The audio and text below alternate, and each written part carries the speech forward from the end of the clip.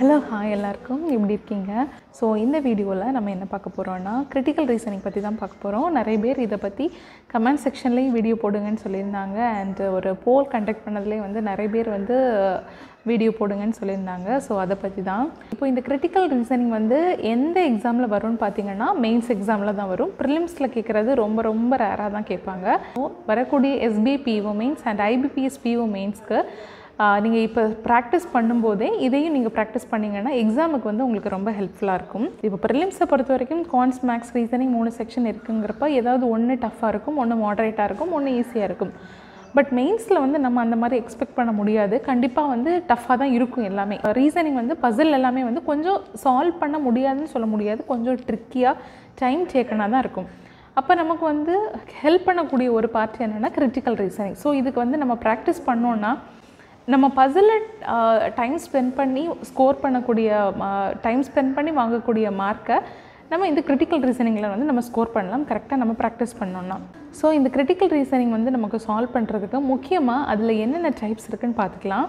So அதுக்கு முன்னாடி நான் இந்த வீடியோவில் வந்து கொஸ்டின் வந்து பார்த்ததும் நம்ம எப்படி வந்து எலிமினேட் பண்ணலாம், ஸோ இம்பார்ட்டண்ட்டான 2-3 ட்ரிக்ஸ் வந்து நான் எக்ஸாமில் யூஸ் பண்ணி எனக்கு வந்து ரொம்ப ஹெல்ப்ஃபுல்லானு தான் சொல்ல போகிறேன்.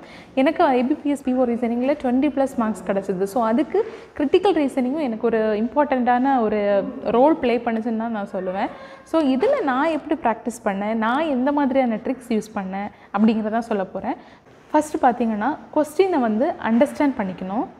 அதில் வந்து என்ன கேட்குறாங்க அப்படின்ட்டு, லைக் அசம்ஷன் கேட்குறாங்களா, காஸ் அண்ட் எஃபெக்ட் கேட்குறாங்களா, ஸ்ட்ரென்தன் அண்ட் வீக்கன் அந்த மாதிரி கேட்குறாங்களா, இல்லாட்டி வந்து கன்க்ளூஷன் கேட்குறாங்களா, இந்த மாதிரி வந்து அவங்க என்ன கேட்குறாங்கன்னு வந்து நம்ம அண்டர்ஸ்டாண்ட் பண்ணிக்கணும். இது வந்து நம்பர் 1. செகண்ட் வந்து என்னென்னா, இதுதான் ரொம்ப இம்பார்ட்டன்ட் பாயிண்ட்.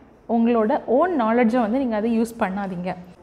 ஒரு பேசேஜ் கொடுத்துருக்காங்க, ஒரு 2 லைன் 3 லைன் ஒரு பேசேஜ் கொடுத்துருக்காங்க, ஏதோ ஒரு விஷயம் வந்து அவங்க சொல்ல வராங்க அப்படின்னா அதில் அவங்க என்ன சொல்ல வராங்களோ அதுலேருந்து தான் நம்ம ஆன்சர் கொண்டு வர மாதிரி இருக்கணும். நம்மளோட ஓன் நாலேஜை வந்து நம்ம போடுற மாதிரி இருக்காது. ஈவன் ரியல் லைஃப்பில் வந்து நம்ம யோசிக்கிறது வந்து கரெக்டாக இருந்தாலும் எக்ஸாம் கான்டெக்ஸ்டில் வந்து அது கரெக்டாக இருக்காது.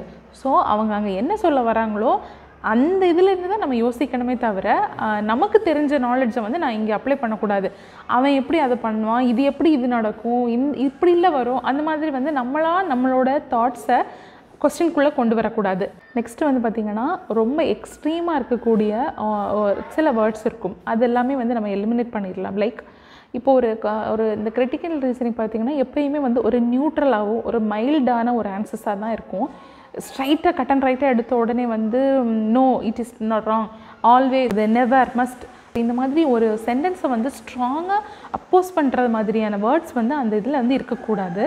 ஸோ அந்த மாதிரி வந்து நீங்கள் பார்த்துக்கோங்க. ஸோ இப்போ ஆப்ஷனை பார்க்கும்போதே நெவர், ஆல்வேஸ், மஸ்ட் இந்த மாதிரி வேர்ட்ஸை பார்த்தீங்கன்னாலே நீங்கள் வந்து எலிமினேட் பண்ணிடலாம். ஏன்னா எப்பயுமே வந்து ஒரு சென்டென்ஸ் வந்து நடக்காது, முடியவே முடியாதுன்னு நம்ம வந்து கம்ப்ளீட்டாக வந்து அப்போஸ் பண்ண முடியாது.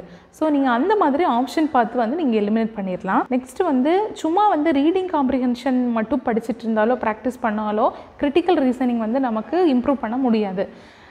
இப்போ ஒரு ஃப்ராங்காக ஒரு உண்மை என்னென்னா, நமக்கு வந்து ப்ரிலிம்ஸுக்கு வந்து ஏகப்பட்ட மார்க் டெஸ்ட் எல்லாமே ஃப்ரீயாக கிடைக்கும் அண்ட் ஸ்டடி சோர்ஸஸுமே வந்து அவைலபிளாக இருக்கும். அந்த மெயின்ஸ்க்கு வந்து ஒரு குவாலிட்டியான ஒரு மார்க் டெஸ்ட்டோ ஏதாவது ஒன்று எடுத்து ப்ரிப்பேர் பண்ணும்போது தான் இந்த மாதிரியான கொஸ்டின்ஸ் வந்து சால்வ் பண்ண முடியும். கமெண்டில் கேட்டிருக்காங்க கிரிட்டிக்கல் ரீசனிங் எங்கே சால்வ் பண்ணுறது அப்படின்ட்டு.